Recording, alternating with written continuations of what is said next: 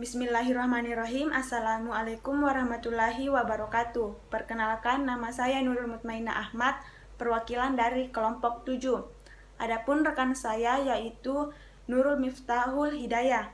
Baiklah, pada kesempatan ini saya membuat video untuk mempresentasikan hasil diskusi kelompok kami yang berjudul Teori dan Perubahan Perilaku Kesehatan. Baiklah, saya akan menuju ke slide pertama. Baiklah, pertama saya akan menjelaskan pada slide pertama, yaitu bagian A, batasan perilaku.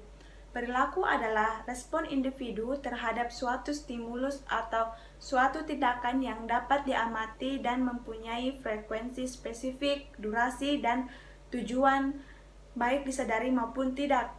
Perilaku merupakan kumpulan berbagai faktor yang saling berinteraksi.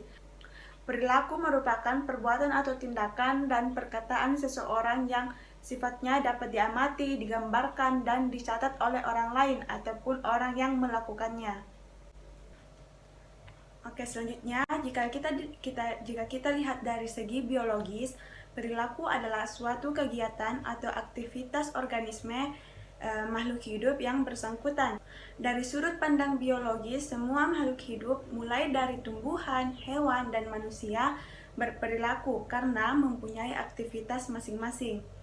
Perilaku manusia adalah semua tindakan atau aktivitas manusia, baik yang diamati langsung maupun yang tidak dapat diamati oleh pihak luar. Selanjutnya dilihat dari segi psikologis. Secara lebih profesional, perilaku dapat diartikan suatu respons organisme atau seseorang terhadap rangsangan dari luar subjek tersebut. Respon ini terdiri atas dua macam, yakni bentuk pasif dan bentuk aktif. Bentuk pasif adalah respon internal, yaitu terjadi di dalam diri manusia dan tidak secara langsung dapat terlihat oleh orang lain, misalnya berpikir, tanggapan atau sikap batin dan pengetahuan. Yang kedua, bentuk aktif, yaitu apabila perilaku itu jelas dapat diobservasi secara langsung. Perilaku sudah tampak dalam bentuk tindakan nyata, maka disebut overt behavior.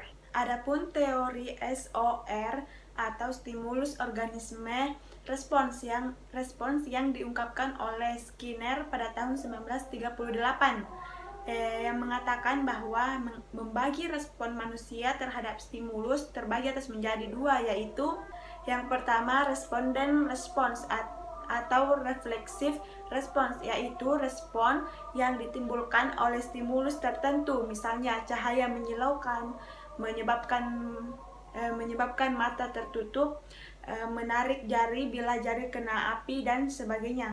Stimulus seperti ini disebut eliciting stimulation, tidak lain karena stimulus ini merangsang timbulnya respon-respon yang tepat. Responden respons ini juga termasuk perilaku emosional, misalnya mendengarkan berita gembira menjadi lebih semangat, dan juga mendengarkan berita yang sedih sehingga membuat kita juga langsung jadi sedih, tidak semangat. Yang kedua, operan respon atau instrumental response, yaitu timbulnya respon diikuti oleh stimulus atau perangsang tertentu. Perangsang ini disebut reinforcing stimulation atau reinforcer atau penguat. Hal ini dikarenakan perangsang itu memperkuat respon. Misalnya seseorang staf mengerjakan pekerjaan dengan baik dari respon tugas yang telah diberikan olehnya, maka sebagai imbalannya staf tersebut mendapatkan reward atau hadiah, maka petugas itu akan lebih baik lagi, lebih semangat untuk melakukan tugas berikutnya. Pada slide selanjutnya, bagian B, faktor-faktor yang mempengaruhi perilaku seseorang. Ada beberapa hal yang mempengaruhi perilaku seseorang. Sebagian terletak di dalam individu sendiri yang disebut faktor intern, yaitu keturunan dan motif. Sedangkan sebagian terletak di luar dirinya yang disebut faktor ekstern, yaitu faktor lingkungan. Secara garis besar, perilaku manusia dapat dilihat dari tiga aspek, yakni aspek fisik, aspek psikis, dan aspek sosial. Perilaku manusia merupakan refleksi dari berbagai gejala kejiwaan seperti pengetahuan, keinginan, kehendak, minat, motivasi, persepsi sikap, dan sebagainya.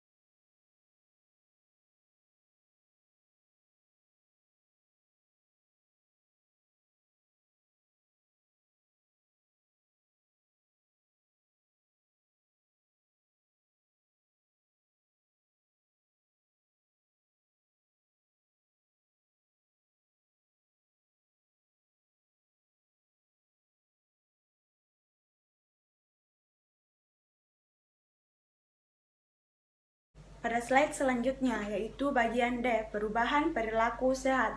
Telah menjadi pemahaman umum, perilaku merupakan determinan kesehatan yang menjadi sasaran dari promosi untuk mengubah perilaku atau behavior change.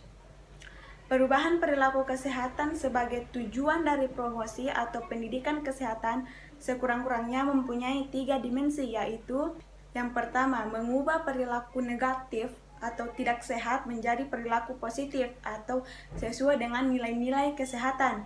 Yang kedua, mengembangkan perilaku positif atau pembentukan atau pengembangan perilaku sehat. Yang ketiga, memelihara perilaku yang sudah positif atau perilaku yang sudah sesuai dengan norma atau nilai kesehatan. Pada slide selanjutnya, yaitu bagian E, domain perilaku. Meskipun perilaku adalah bentuk respon atau reaksi terhadap stimulus atau rangsangan dari luar organisme, namun dalam memberikan respon sangat tergantung pada karakteristik atau faktor-faktor lain dari orang yang bersangkutan. Faktor-faktor yang membedakan respon terhadap stimulus yang berbeda disebut determinan perilaku. Determinan perilaku ini dapat dibedakan menjadi 2, yaitu yang pertama, determinan atau faktor internal dan determinan atau faktor eksternal.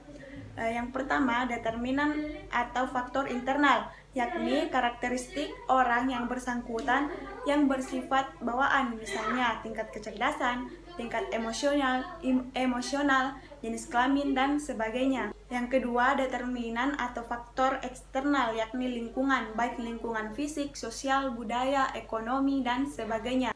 Faktor lingkungan ini merupakan faktor yang dominan yang mewarnai perilaku seseorang. Itulah hasil video presentasi kelompok kami. Mudah-mudahan mudah dimengerti dan dipahami.